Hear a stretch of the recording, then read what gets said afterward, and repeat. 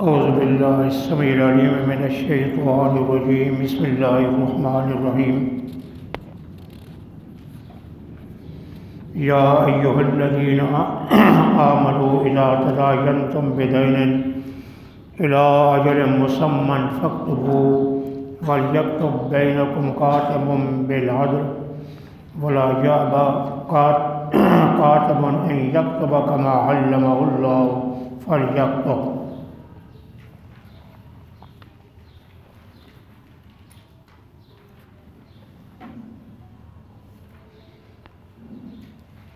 مسئلہ دوسرے حصے میں سورۃ بقرہ کے مضمون جہاد، مضمون انفاق کے درمیان امور انتظامیہ کا بیان ہوتا رہتا ہے۔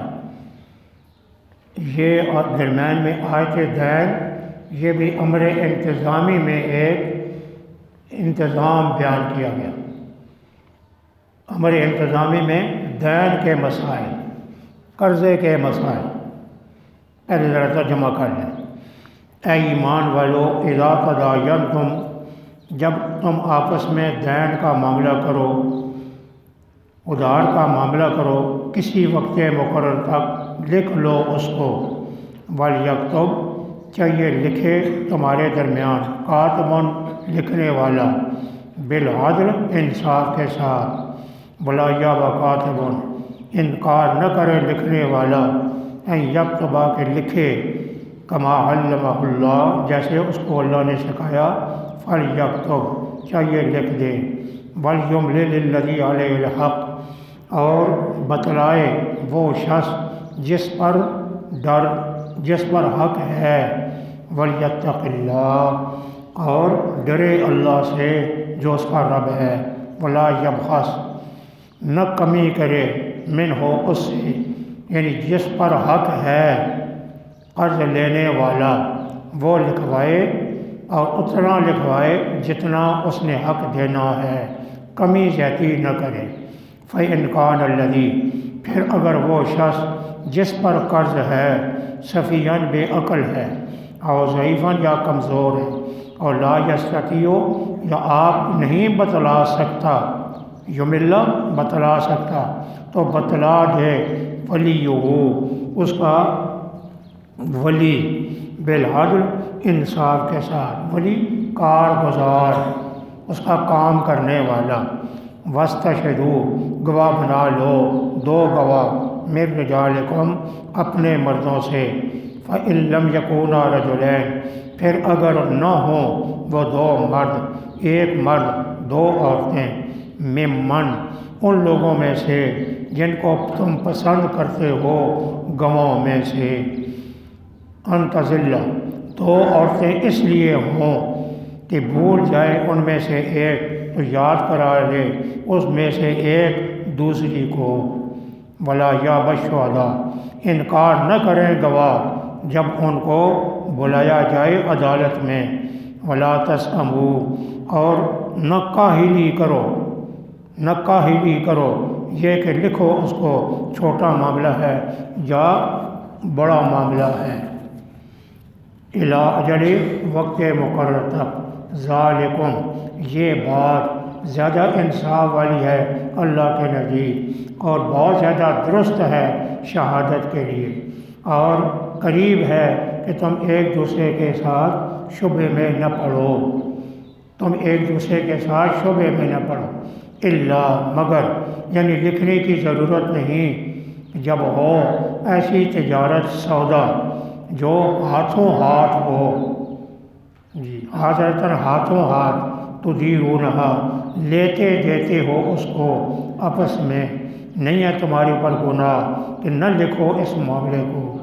وَأَشْهِدُوا، گواہ بنا لو، اذا تبایعتم، جب تم سودا کرو ایک دوسرے کے ساتھ۔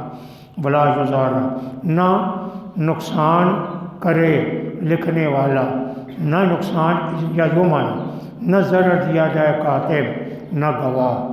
وَإِن تفعلوا، اور اگر ایسا کرو گے، فَإِنَّهُ، یعنی تم گواہ کو یا کاتب کو تنگ کرو گے تو یہ گناہ ہے تمہارے لیے۔ واتقوا اللہ، ڈرتے رہو اللہ سے۔ وَيُعَلِّمُكُمُ اللَّهُ، اللہ تم کو سکھاتا ہے، واللہ بکل شیء علیم، اللہ ہر شے کو جانتا ہے۔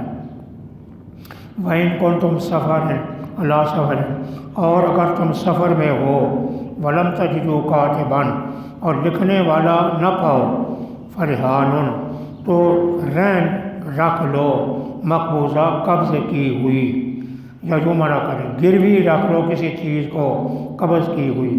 فَإِنْ أَمِنَ، پھر اگر اعتبار کرے تم میں سے ایک دوسرے کو، تو چاہیے ادا کرے وہ شخص جس کو امانت دار بنایا گیا، یا یومن، جس کو بر اعتبار کیا گیا، وہ اپنی امانت کو دے دے۔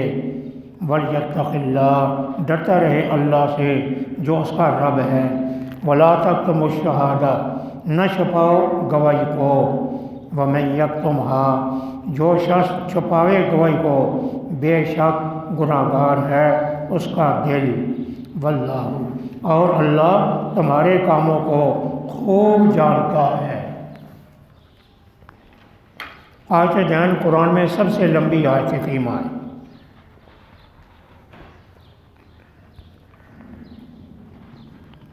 دین قرض کو کہتے ہیں۔ قرض کا معنی یہ ادھار دینا بوقت ضرورت، یہ انسان کی ایک ضرورت ہے۔ ادھار لے، قرض لے، پھر اس قرض کی ادائیگی ضروری ہے۔ اب مسئلہ یہ ہے، کوئی شخص کسی سے قرض لیتا ہے تو لینے کے بعد ایک دستاویز تیار کرو۔ دستاویز میں جو قرض لینے والا ہے وہ اپنا نام لکھوائے، اپنا قرض لکھوائے، جس سے لے رہا ہے اس کا بھی نام لکھ دو، اور اوپر 2 گواہ بھی ڈال دو، تاکہ اور مدت بھی لکھ دو۔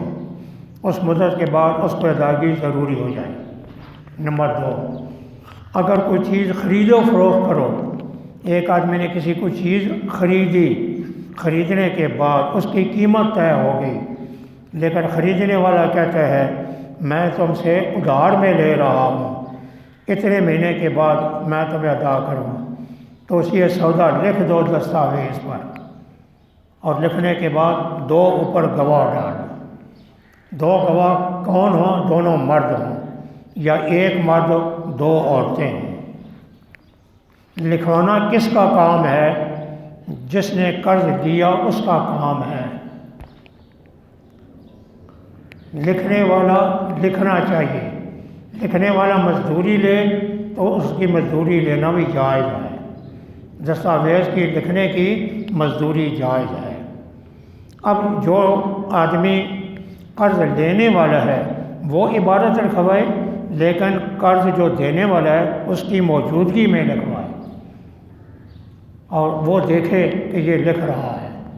پھر اس کے بعد لکھوانے والا مقروض اگر ایسا انسان ہے کہ جسے لکھنا پڑھنا نہیں آتا، یا وہ آدمی کمزور ہے، یا آدمی میں عقل خفیف ہے، اس کے لیے اس کا ولی، اس کا کارگزار قرض لینا چاہتا ہے۔ ایک آدمی کمزور ہے یا ایک آدمی بیمار ہے، اس کے لیے یہ قرضہ لینا چاہتا ہے، تو پھر لکھوائے گا اس کا کارگزار، اس کا ولی، وہ لکھوائے، اور جیسے لیا ہے وہ بھی موجود ہو، اور وہ 2 گواہ ڈال دو۔ گواہ میں وہی ہے، ایک مرد 2 عورتیں یا 2 مرد، گواہ میں یہ ہوگا۔ ایک مسئلہ قرآن نے کہا وَاسْتَشْهِدُوا شَهِيدَيْنِ مِن رِجَالِكُمْ، 2 گواہ مرد ہوں، اگر 2 مرد نہ ہوں تب یہ مسئلہ ہو۔ گواہ کیسے ہوں؟ جن کو تم پسند کرتے ہو، عادل، فاسق، فاجر، بے اعتبار نہ ہو، دونوں جب اتفاق سمجھے کہ یہ گواہ ٹھیک ہے، اوپر گواہی ڈال دو۔ مسئلہ یہ کہ 2 عورتیں اور 1 مرد، مالی معاملات میں 1 مرد 2 عورتوں کی گواہی قابل قبول ہے، حدود الہیہ میں عورتوں کی گواہی قابل قبول نہیں ہے۔ حدود الہیہ، چوری، زنا، شراب، ان کے بارے میں وہاں عورتوں کی گواہی قابل قبول، اضافی گواہی قابل قبول ہے، مکمل گواہی قابل قبول نہیں۔ اب یہاں مسئلہ یہ ہے مالی معاملات میں دو عورتیں کیوں ہوں؟ ایک مرد دو عورتیں اس لیے کہ ایک بھول جائے دوسری اس کو یاد کرا دے۔ اس میں اشارہ کر دیا عورتوں میں نسیان کی عادت زیادہ ہوتی ہے بنسبت مردوں کو، اس لیے یوں کہہ دیا کہ ایک عورت اگر بھول جائے گی دوسرے اس کو یاد کرا دے، گویا دو عورتیں گواہ ہوگی تو فائدہ ہو جائے گا۔ ہر جب مقام پر دو عورتیں نہیں ہیں، مالی معاملات میں عورتوں کی گواہی ہے، کئی معاملات میں عورتوں کی گواہی قابل قبول نہیں۔ باقی غیر مسلم لوگ عورتوں کے بارے میں کہتے ہیں کہ مطلقاً ان کی گواہی قبول کر دے، وہ ان کا اپنا مسئلہ ہے، اسلام کا مسئلہ نہیں۔ ہمارا قاضی جج وہ یہی فیصلہ کرے، اور قرآن حکیم نے اس کی علت بیان کر دی۔ مالی معاملات میں عورتیں کم پڑھتی ہیں اس لیے ہوگا۔ ویسے کئی ایسے مسائل بھی ہیں جہاں ایک عورت کی گواہی قابل قبول ہے، مثلا بچے کے پیدا کرنے میں، ایام مخصوصہ کے بارے میں، اگر وہاں ایک عورت بھی گواہی دے دے گی تو قابل قبول ہو جائے گی۔ کئی اور ایسے مسائل ہیں جہاں ایک عورت بھی گواہی قابل قبول ہو جاتی ہے، لیکن کئی مسائل میں مالی مسائل میں دو عورتیں ضروری ہیں۔ یہ جو کہا جاتا ہے کہ عورتیں آج کل پڑھی لکھی ہیں اس لیے وہ مرد کے مساوی ہو جائیں، پڑھا لکھا ہونا مراد نہیں ہے۔ اگر پڑھا لکھنے کی غیبتوں بات کرو گے تو اس معاملے میں بھی عورتیں مردوں سے تھوڑی سی پیچھے ہیں۔ سائنسدان سارے مرد ہیں، عورت سائنسدان کوئی نہیں سوائے چند کے۔ پڑھا ہے آپ نے کسی اور سائنسدان کا نام؟ میں نے 2-3 عورتیں پڑھی ہیں جو سائنسدان تھی، وہ بھی ایک کتاب میں، انگریزی کی کتاب، اس کا ترجمہ۔ باقی دنیا میں مرد ہی سائنسدان ہیں۔ بجلی بنانے والے سائنسدان تھا، آپ کے جو موبائل میں جتنے کام کرنے والے ہیں وہ سائنسدان مرد ہیں۔ بڑے بڑے دنیا کے سربراہان مملکت عموماً مرد ہوتے ہیں، عورتیں کم ہوتی ہیں۔ تو فرق تو ہے نا، تم کہاں تک برابری کرو گے؟ جو کہتے کہ ہمیں یہ سبق دیتے ہو جی تم برابری کرو برابری کرو۔ تم نے برابری کرنے کا معنی یہ رکھا ہوا ہے کہ عورت کو بن ٹھان کر بازار میں پھرے جس طرح مرد جاتا ہے، یہ تم نے سمجھا ہوا ہے مرد کی آزادی کا۔ تو وہ اپنی بات ہے، وہ تو ہم نہیں پسند کرتے، اسلام اس کو نہیں پسند کرتا۔ برابری تو تم نے نہیں کی۔ یورپ کے ملکوں میں مرد جہاں بڑے بڑے کام ہیں سارے مردوں کے ذمے ہیں، عورتیں کا کام ہلکے ہیں، ہلکے ہلکے کاموں میں عورتیں لگا دی ہیں۔ بڑے بڑے پاکستان میں ہوں یا یورپ میں جج عورتیں ہیں کہ مرد ہیں۔ برطانیہ میں جتنی ضروری ہے جج جس کو کہتے ہیں ان میں اکثریت 2% عورتیں ہیں، 80% 98% مرد ہیں۔ کیوں؟ فرق ہے نا پھر؟ جب فرق ہے تو قرآن اگر کہہ دے تو پھر قرآن پر اعتراض ہو جاتا ہے، کہتے ہیں یہ دیکھو جی مسلمانوں نے کیا کر دیا کہ 2 عورتوں کو ایک مرد کا حوالے۔ طاہر قادری صاحب آیا، اس نے یہ کہا نہیں جی اب 2 عورتوں کے بجائے ایک عورت بھی کافی ہے، کہ قرآن پاک میں نسخ کر دو۔ تمہیں نسخ کرنے کا قانون تو اختیار نہیں ہے نا، نہیں ہے کہ قانون جو ہے پارلیمنٹ اس میں نسخ کر دے، کہتے ہیں پارلیمنٹ نسخ کر دے، نہیں، اور مرد اور عورتیں دونوں برابر۔ اس لیے کہ آج کل عورتیں پڑھی لکھی ہیں، عورتیں زیادہ دنیا مقابلے مرد کے مقابلے میں یورپ میں بھی کم پڑھی لکھی ہیں مرد کے مقابلے میں۔ نفسے پڑھے لکھا ہونا وہ ٹھیک ہے، عام عورتیں ہیں، یہاں بھی ہیں اور وہاں زیادہ ہے باہر۔ آگے ایک مسئلہ آگے ہے، چھوٹا بڑا معاملہ دونوں لکھ لو۔ دوسری صورت، ایک سودا دست بدست ہے، وہاں لکھنے کی کوئی ضرورت نہیں، 10 روپے آپ نے دیے کوئی شے لے لی، یہاں لکھنے کی ضرورت نہیں۔ تجارت حاضرہ، حاضر، ایک بھینس آپ نے لی، سودا کیا، قیمت دے دی، بھینس لے گئی، یا سودے کے مقابلے آپ نے بھینس دی گائے لے لی، دست بدست سودا ہے، یہاں لکھنے کی ضرورت نہیں، لیکن یہاں بھی اگر لکھ لے تو جائز ہے، تاکہ بعد میں کسی قسم کا شبہ نہ پڑ جائے۔ ایک قرآن نے کہا یہ کہہ دیا کہ جو لکھنے والا ہے مزدوری لے سکتا ہے، بعد میں کچھ جھگڑا پڑ جائے تو عدالت کاتب کو طلب کرے، وہ اسے جانا چاہیے، اسے جانا چاہیے، رستے کا خرچ وہ دونوں برداشت کر، قرض لینے والا قرض دینے، اگر جھگڑا پڑ جائے۔ اسی طرح گواہ ہیں، گواہ کو اگر بلایا جائے تو ان کے اخراجات دونوں ادا کریں، قرض دینے والا قرض لینے والا۔ اگر طے کر دے پہلے سے جی کس کا خرچہ ایک برداشت کرے گا، پھر وہ بھی ٹھیک ہے، اس میں کوئی فرق نہیں۔ آگے چلیں، گواہ کو گواہی میں صحیح گواہی دینی ہوگی، اور کاتب نے جو لکھنا ہے انصاف کے ساتھ لکھنا ہے۔ ایک اور صورت ان کو تم علی سفر ہے، سفر میں قرض لینے کی ضرورت پڑ گئی، لکھنے والا بھی کوئی نہیں، یا دونوں ان پڑھ ہے، وہ خود بھی نہیں لکھ سکتے، لکھنے والا بھی کوئی نہیں، پھر رہن رکھ لو، کوئی چیز رہن، وہ قرض لیتا ہے، یہ کوئی شے اس کے پاس رہن رکھ دے، یہ چیز رہن رکھ لو، جب میں قرض ادا کروں گا اپنے وطن جا کر میں یہ چیز آپ سے لے لوں۔ رہن رکھنا سفر میں بیان کیا، ایک رہن حضر کی ہے، فقہا نے کہا ہے کہ اگر سفر میں رہن جائز ہے تو حضر میں بھی جائز ہے، حضر میں بھی رہن رکھ سکتے ہیں۔ ایک آدمی آپ نے کسی سے سودا لیا، ہاں جی، سودا لینے کے بعد آپ کے یا قرض لیا تو آپ نے کہا کوئی چیز میرے پاس رہن رکھو، اسے زمین رہ رکھ دی، مکان رہ رکھ دیا، کوئی جانور رہن رکھ دیا، یہ جائز ہے۔ آگے مرتہن اور راہن کے جو تفصیلی فقہی مسائل ہیں وہ ہماری حدیث کی کتابوں میں ہے اور فقہ کی کتابوں میں، رہن کے مسائل، رہن سفر میں بھی جائز ہے اور حضر میں بھی جائز، دونوں میں جائز۔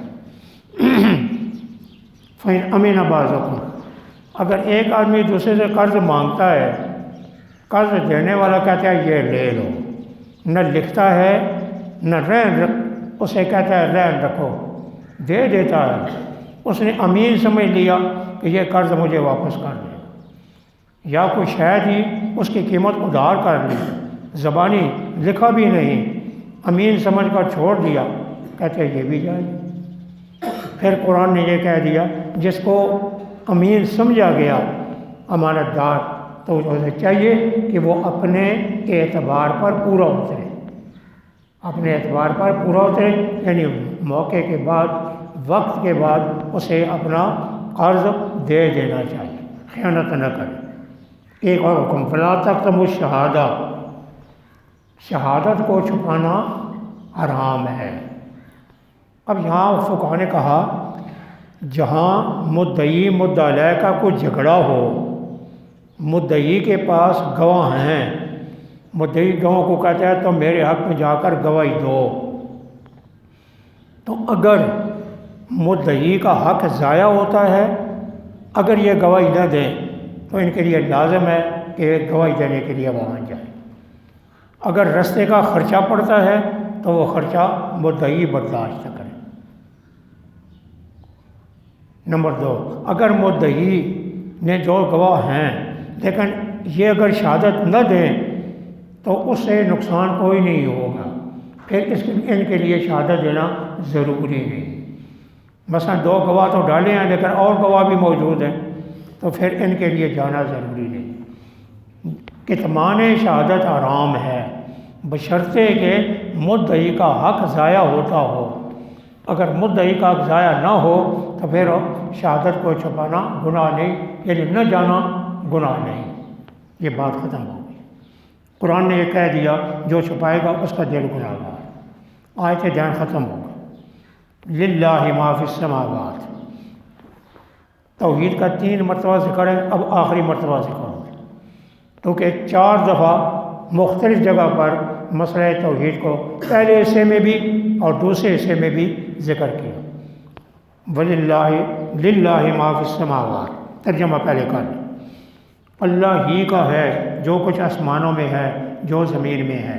وَإِن تُبْدُوا اگر ظاہر کرو گے وہ چیز جو تمہارے نفسوں میں ہے یا چھپا لو گے اس کو، حساب لے گا اس کا تم سے اللہ۔ فَيَغْفِرُ پھر بخشے گا اس کے لیے جس کو چاہے اور عذاب دے گا جس کو چاہے۔ اللہ ہر شے پر قادر ہے۔ آمن الرسول مسلک خاتم النبیین، مسلک خاتم النبیین توحید، مان لیا رسول نے جو کچھ اتارا گیا اس پر اس کے رب کی طرف سے، اور تمام ایمان والے کلن سب نے مانا اللہ کو، فرشتوں کو، کتابوں کو، رسولوں کو، لا نفرق کہتے ہیں ہم نہیں جدا کرتے، درمیان میں جمل محذوف ہے، یقول المومنون نہیں تفریق کرتے ہم درمیان ایک کے رسولوں میں سے کہ ایک کو مانے اور دوسرے کو نہ مانے۔ وقالو اور کہتے ہیں مومنوں کی دعائے خصوصیہ، ایمان والوں کی ادعیائے خصوصیہ جس میں توحید بھی آ گئی، کہا انہوں نے ہم نے سنا، ہم نے قبول کیا، غفرانک تیری بخشش چاہتے ہیں اے ہمارے رب، الیک المصیر تیری طرف لوٹ کر جانا ہے، لا یکلف اللہ نفسا کیونکہ اعمال میں اللہ تکلیف نہیں دیتا کسی نفس کو مگر جس قدر اس کی گنجائش ہے، لہا اس کو ملتا ہے جو اس نے کیا اور اس پر ہے جو اس نے کیا۔ ربنا ادعیائے خصوصیہ اے ہمارے رب نہ پکڑ ہم کو اگر ہم بھول جائیں یا ہم خطا کر لیں، اے ہمارے رب یا کا کلمہ محذوف ہے، یا ربنا اے ہمارے رب نہ رکھ ہم پر بوجھ جس طرح بوجھ رکھا تو نے ان لوگوں پر من قبلنا جو ہم سے پہلے گزرے۔ ربنا اے ہمارے رب لا تحملنا نہ اٹھوا ہم سے جس کی ہم کو طاقت نہیں، وہ اٹھوائیں، واعف عنا درگزر کر ہم سے، واغفر لنا بخشش کر ہم کو، وارحمنا رحم کر ہم پر، انت مولانا تو ہی ہمارا رب ہے یا کار ساز ہے، فانصرنا مدد کر ہماری علی القوم الکافرین کافروں پر۔ یہ ادعیہ خصوصیہ کن کی ہوگی؟ ایمان والوں کی۔ توحید کے ضمن میں کہا دیا ما فی السماوات ہر چیز کا مالک و مختار زمین و آسمان میں اللہ ہے، بس یہ بات ختم ہو۔ آگے ان تبدو تم جی میں کوئی شے چھپاؤ گے یا اسے ظاہر کرو گے اللہ تم سے حساب لو گا۔ دل میں کیا چھپاتا ہے؟ بری بات چھپاتا ہے یا اچھی بات چھپاتا ہے؟ دونوں کو اللہ جانتے ہیں اور حساب ہوگا۔ اب اس کا سوال ہے اگر دل میں وسوسہ آ گیا تو پھر بھی حساب ہوگا؟ نہیں۔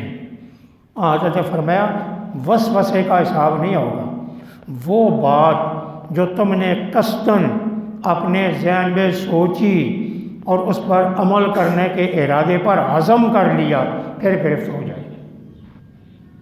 عزم کر لیا، عزم پختہ ارادہ کر لیا۔ چوری کا ذہن میں آ گیا، چوری کرنی ہے، موبائل چھپانا ہے،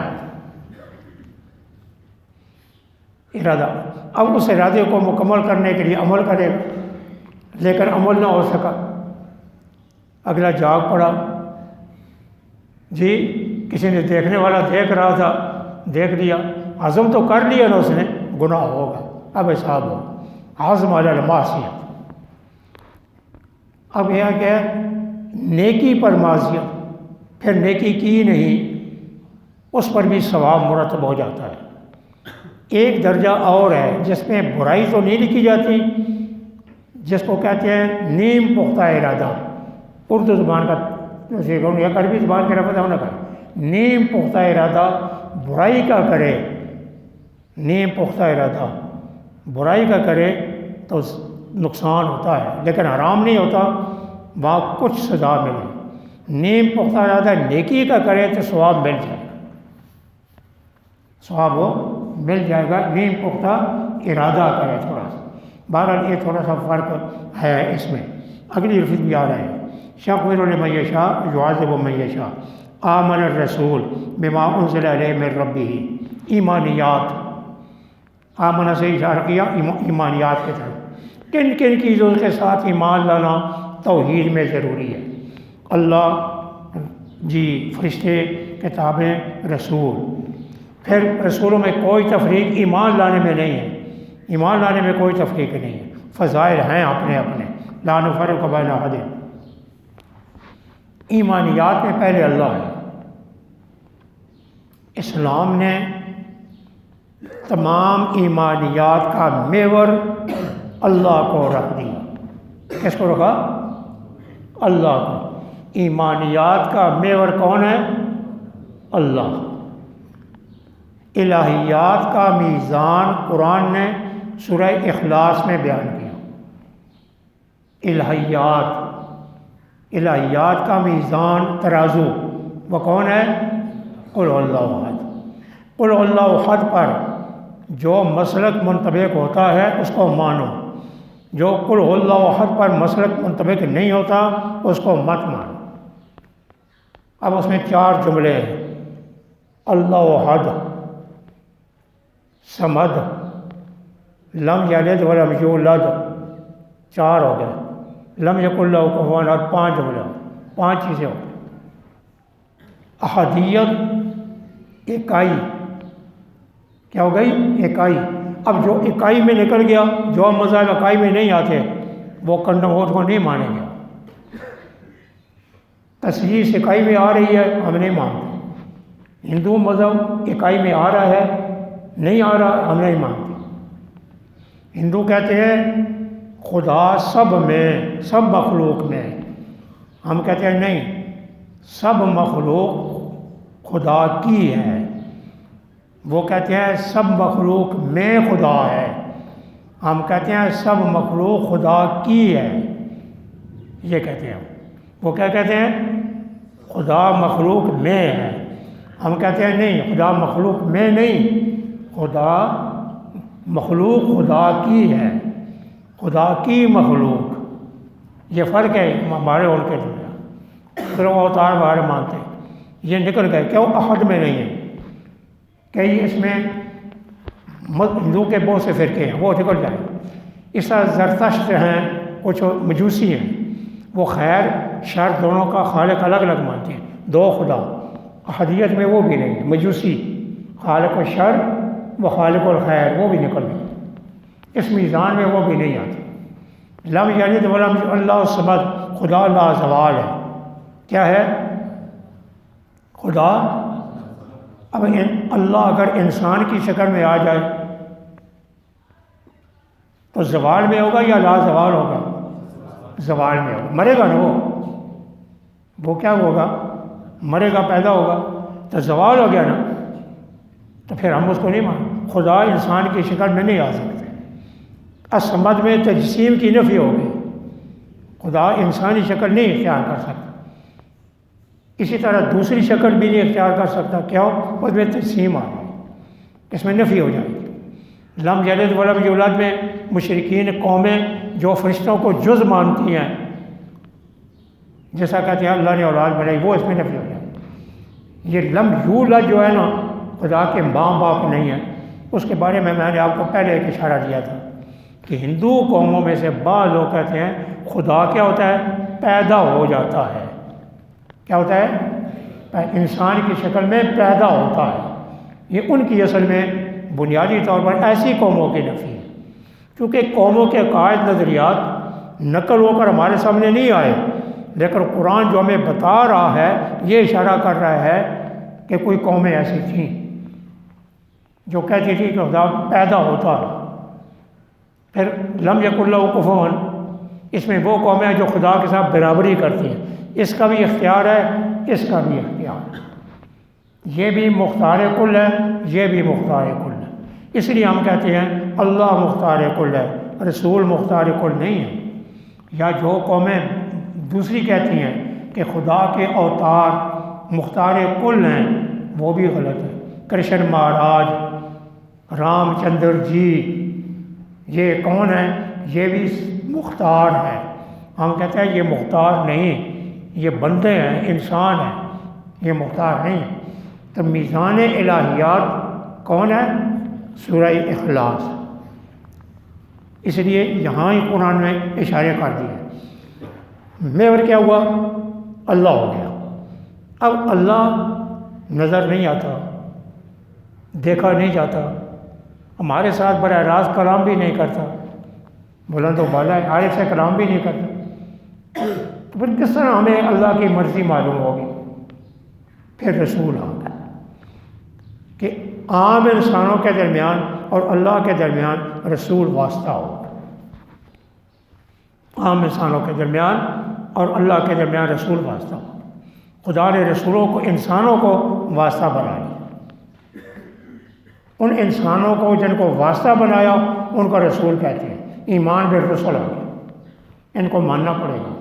اب رسول بھی چونکہ انسان ہے، رسول بھی چونکہ انسان ہے، وہ بھی ہر وقت براہ راست خدا سے نہیں لے سکتا بغیر فرشتے کے، بغیر کسی فرشتے کے وحی کے، اور وہ کیا ہے؟ اللہ کا فرشتہ ہے۔ اللہ کا فرشتہ واسطہ رسول اور اللہ کے درمیان۔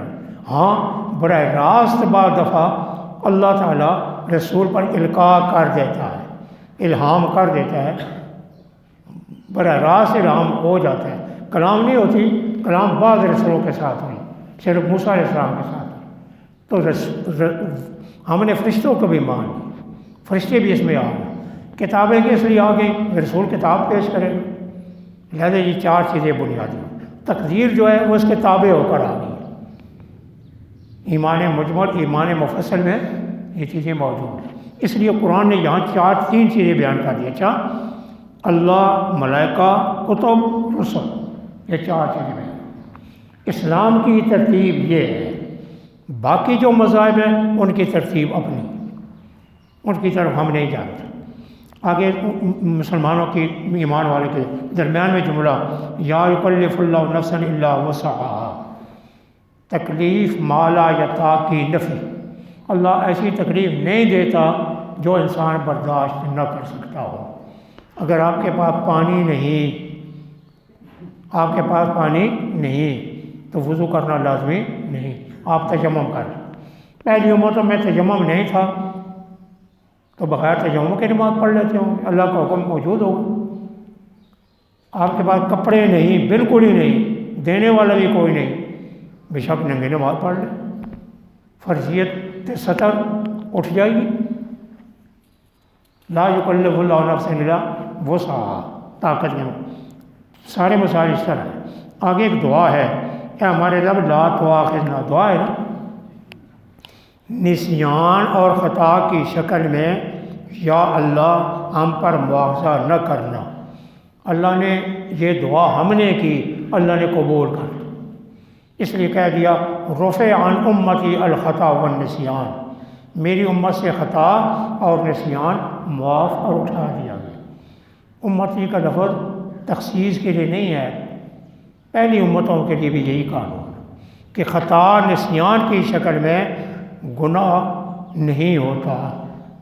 نسیان بھول جانا، خطا یاد تو ہو لیکن غلطی سے کوئی کام کر، ایک آدمی کو روزہ یاد ہے، کلی کرتا ہے، اچانک پانی نیچے چلا گیا، یہ خطا ہوگا۔ ایک آدمی جان بوجھ کر پانی پیتا ہے، یہ حمد ہو گیا۔ خطا وہ ہو گیا کہ جو پانی ڈالتا ہے منہ میں کلی کرنے کے لیے اندر چل جائے۔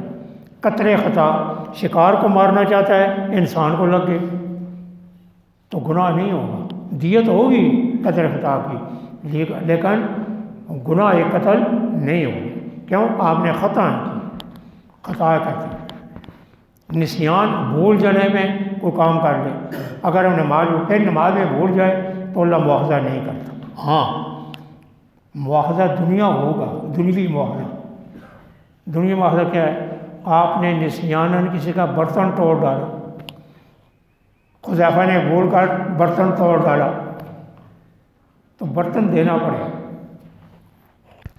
برتن خطان ہو تب بھی، نسیان ہو تب بھی، ہاں گناہ نہیں ہوگا کہ تم نے دوسرے کے برتن کو ویسے جان بوجھ کر توڑنا گناہ ہے، لیکن جان بوجھ کر تو نہیں توڑا اس نے، اچانک خطا سے ٹوٹ گیا یا نسیان سے، تو گناہ نہیں۔ بعض صورتیں ایسی ہیں کہ روزے میں نسیاناً کھا لیا تو روزہ رہے گا کہ نہیں؟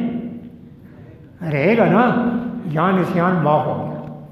کچھ نسیان معاف ہیں، کوئی خطا بھی معاف ہے دنیا کے لحاظ سے بھی. اس کی تفسیر آپ کو پھر فقہ میں پڑھنی پڑے گی، فقہ میں یہ مسائل ہوتے ہیں. آگے ایک جملہ ہے ربنا لا تحمل علینا اسرا، اے اللہ بوجھ. اسر کس کو کہتے ہیں؟ الافعال الشاقہ، ایسے افعال جس میں مشقت ہو. کما حملتہ علی الذین من قبلنا، معلوم ہوتا ہے کچھ روایات سے کہ پہلی امتوں پر کچھ سختی تھی. کیوں؟ ان امتوں کے مزاج میں سختی تھی، خدا نے ان پر بھی سختی کر دی. مثلا بنی اسرائیل، ان میں کچھ چیزیں ایسی، مثلا کئی دفعہ پانی کے ساتھ ان کا کپڑا پاک نہیں ہوتا تھا، انہیں کپڑے کو کاٹ دینا پڑتا تھا. بعض روایات ہمیں یہ بتاتی. اس طرح کوئی اور باتیں بھی ہیں. تو اس میں اس کی طرف اشارہ کریں جہاں جہاں حدیث میں کچھ ثابت ہو جائے. البتہ قرآن حکیم نے نہیں بیان فرمایا. چربی کچھ اقسام یہود پر منع تھی، مسلمانوں کے لیے جائز ہو، وہ بھی اس میں شامل ہے. چربی کی کچھ اقسام جو خالص چربی جو انتڑیوں وغیرہ کے علاوہ ان میں کچھ چربیاں حرام تھیں. آگے جو کہا ربنا لا تحملنا ما لا طاقت لنا، یہ اسی میں. اور آخر میں ہے عفو، غفران، رحمت. یہ تین لفظ ہیں. کچھ فقہا کی رائے، مفسرین کی رائے ہے تینوں لفظ ایک ہی ہیں. عفو کا معنی بھی، غفران لفظی معنی میں عفا کہتے ہیں کسی چیز کو مٹا دینا، غفران کہتے ہیں کسی چیز پر پردہ ڈال دینا، اور رحم کہہ دیتے ہیں مواخذہ نہ کرنا. رحم کا معنی کیا ہے؟ مواخذہ نہ کرنا. انہوں نے لغوی طور پر فرق کیا ہے، لیکن مفہوم کے اعتبار سے تینوں ایک ہی چیزیں. یہ ہماری دعا ہے. پھر اس میں کسی نے گناہ کبیرہ کیا تو وہ توبہ کر کے کرے گا تو واہ نہ ہو جائے. یہ ہم دعا کر رہے ہیں نا، یہ ہم کیا کر رہے ہیں؟ دعا. تو خدا نے دعا کو قبول کر لیا. ہاں، کبیرے گناہ میں توبہ کرو گے تو میں عفو کر دوں گا. کسی چیز میں استغفار کر لو گے تو تم معافی ہو جائے گی. نماز میں تم نے غلطی کر لی، تم نے سجدہ صاف کر لیا، ہم نے عفو کر دیا. لیکن سجدہ صاف کرنا یہ نہیں کہے میں نے جی آج درمیانہ تحیات چھوڑ دیا ہے تو مجھے معاف ہو جائے گا. یہاں معافی نہیں ہوگی. سجدہ صاف کرنا لازمی ہوگا. سجدہ صاف کریں گے پھر عفو ہوگا، سجدہ صاف کر کے پھر عفو ہوگا، ایسے نہیں ہوگا. تو ہم نے جو تین دعائیں کی اللہ نے ہماری دعا کو قبول فرمایا. سورہ بقرہ ختم ہو گئی ہے اور ہم نے جو سبق پڑھا ہے سورہ بقرہ میں توحید، رسالت، قیامت، احکام، جہاد، انفاق، لکل شین سلام و سلام القرآن بقرہ. بقرہ صورت بہت بڑی صورت ہے. حضرت عمر رضی اللہ تعالیٰ حضور سے چند سالوں میں آہستہ آہستہ سورہ بقرہ کو حاصل کیا، اور بعد میں کہتے ہیں ایک اونٹ ذبح کیا خوشی کے طور پر. اونٹ ذبح کیا وجہ سورہ بقرہ کی تفسیر میں بھی. بہرحال قرآن حکیم ایک اصولی کتاب ہے. سورہ بقرہ سب سے بڑی صورت ہے، اس میں ایک لمبے مسائل. تو قرآن حکیم نے لیکن مسائل کو سمجھنے کے لیے القرآن یفسر بعض بعض، قرآن حکیم بعض بعض کی تفسیر کرتا ہے. قرآن پاک کو دیکھنے میں آپ کو تفسیر مختلف مقامات پر دیکھنی پڑے گی.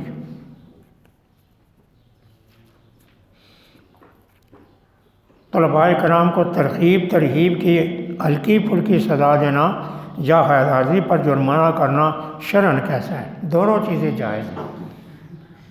ہلکی سزا آدمی اپنی اولاد کو بھی دیں، بیدین لا بخشبتین، بیدین لا بخشبتین، نشان نہ پڑے، وہ اپنی اولاد کو بھی دیتا ہے. جیسا قرآن نے کہہ دیا وَاضْرِبُوهُنَّ، عورتیں ہیں نا، اس سے استدلال ہم نے کیا کہ عورت کو آداب سکھانے کے لیے ضرب ہے. یہی ہے نا، معلوم ہوتا ہے جہاں آداب سکھائے جائیں تو بڑا چھوٹے کو اتنی ضرب کر سکتا ہے۔ یہ فقہی استدلال ہے، علت یہ ہے۔ لیکن ڈنڈا نہیں ہے۔ اچھا، ڈنڈے کا معنی نشان نہیں لگانا آپ پیٹھ پر یا پاؤں پر نشان لگانا، یہ ٹھیک نہیں۔ یعنی اتنا مارنا بچے کو جس سے نشان پڑ جائے، یہ ٹھیک نہیں ہے۔ بھائی جو انسان نوجوان جو اساتذہ کرام ہوتے ہیں وہ اصل میں جذبات میں ہوتے ہیں، وہ یہ کام نہیں کرتے۔ ہماری عادت یہ تھی کہ ہم زیادہ یہ کام نہیں کرتے تھے، ہماری عادت یہ ہے۔ مولانا محمد صابر صاحب رحمۃ اللہ علیہ بہت غصے دار، بہت غصہ تھا ان کی طبیعت، بہت ہی زیادہ، لیکن مارنا ان کی طبیعت میں نہیں تھا۔ کبھی کبھی کسی لڑکے کو وہ پیٹ دیتے، لیکن عموماً نہیں، وہ بھی ہاتھ سے، ڈنڈے سے نہیں۔ بہرحال قراء حضرات کو احتیاط کرنی چاہیے۔ مفتی منشوی رحمۃ اللہ علیہ نے ووٹ کو شہادت کہا ہے، لہذا ووٹ ڈالنے اور نہ ڈالنے کی وضاحت فرمائیں۔ بھائی بات اصل میں یہ ہے، اگر آپ کی ووٹ نیک کھانے میں جاتی ہے تو ضرور ڈالیں۔ اگر آپ کی ووٹ ضائع بھی ہو جائے ثواب آپ کو مل جائے گا۔ مفتی صاحب نے یہ لکھا۔ ایک کینڈیڈیٹ ایم این اے قومی اسمبلی کا یہاں ممبر ہے، آپ جانتے ہیں کہ یہ کامیاب نہیں ہوگا، کیوں؟ اس کی ووٹیں کم ہیں، لیکن آپ حسن نیت سے اس کے ڈبے میں ووٹ ڈال دیتے ہیں تو ثواب ہوگا۔ اگر نہیں ڈالیں گے تو گناہ نہیں ہوگا، یہاں گناہ نہیں ہوگا۔ ہاں، ایک ایسی جگہ جہاں غالب امید ہے کہ یا ظن غالب ہے یا یقین ہے کہ یہاں عالم جیت جائے گا، وہاں ووٹ کا ڈالنا واجب ہو جائے گا۔ اس میں بھی تھوڑا سا فرق ہوگا، سمجھ آئی؟ مفتی مشوی رحمۃ اللہ علیہ نے بھی تھوڑی سی یہ اس میں تفصیل ہو۔ جہاں ایک شخص ایسا کھڑا ہے جیسے امید ہی نہیں ہے ہمیں کہ کامیاب ہوگا، جی امید ہے ہی نہیں، تو وہاں ڈالیں نہ ڈالیں دونوں برابری ہو جائے گی۔ لیکن ڈالیں گے آپ حسن نیت سے تو ثواب آپ کو مل جائے گا، اگر نہیں ڈالیں گے آپ تو گناہ گار نہیں ہوں گے۔ لیکن جہاں کسی عالم کی امید ہے وہاں ڈالنی چاہیے، کیوں؟ وہاں ڈالنی واجب ہو جائے، کیوں کہ آپ کی ایک ووٹ سے ہو سکتا ہے وہ جیت جائے۔ جیسے آپ نے دیکھا نا، دوسری جو جماعتیں ہیں وہ ایک ایک ووٹ پر بھی فرق پڑ جاتا ہے، بعض دفعہ 2 ووٹوں پر آدمی جیت جاتے ہیں، 1 ووٹ پر۔ ہمارے ہاں ایسا ہوا کہ اس سیٹ پر ایک دفعہ مقابلہ ہوا، 2 سیٹوں سے قاری سید الرحمان صاحب کو شکست ہوئی۔ یہ حافظ سعید صاحب تھا، یہ کامیاب 2 ووٹوں پر۔ انہوں نے کہا جی پھر گنتی کرو، پھر گنتی کرائی گئی تو پھر بھی وہ 3 ووٹیں زیادہ اس کی ہو گئی۔ تو بعض دفعہ یوں ہو جاتا ہے مقابلہ۔ کسی آدمی نے عورت کو طلاق دی، خواہ رجعی ہو یا بائن، پھر وہ مر گیا تو عورت کی میراث ملی۔ اگر عدت گزر جائے، عدت گزر جائے پھر اسے میراث نہیں ملے گی۔ عدت کے اندر رجعی طلاق ہو یا بائن ہو، اس صورت میں عورت کو میراث ملے گی، کیوں؟ عدت گزرنے کے بعد نکاح ٹوٹ جاتا ہے، عدت کے اندر نکاح برقرار رہتا ہے۔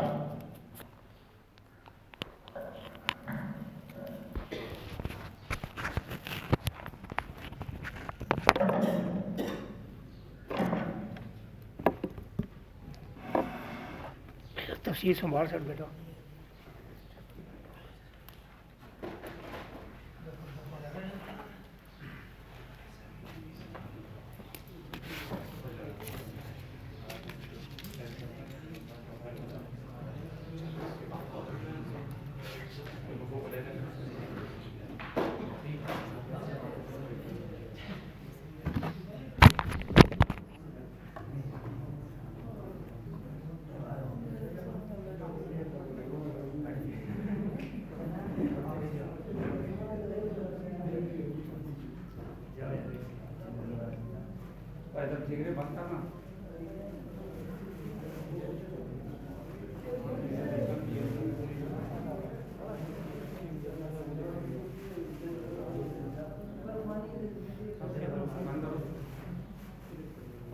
چلنا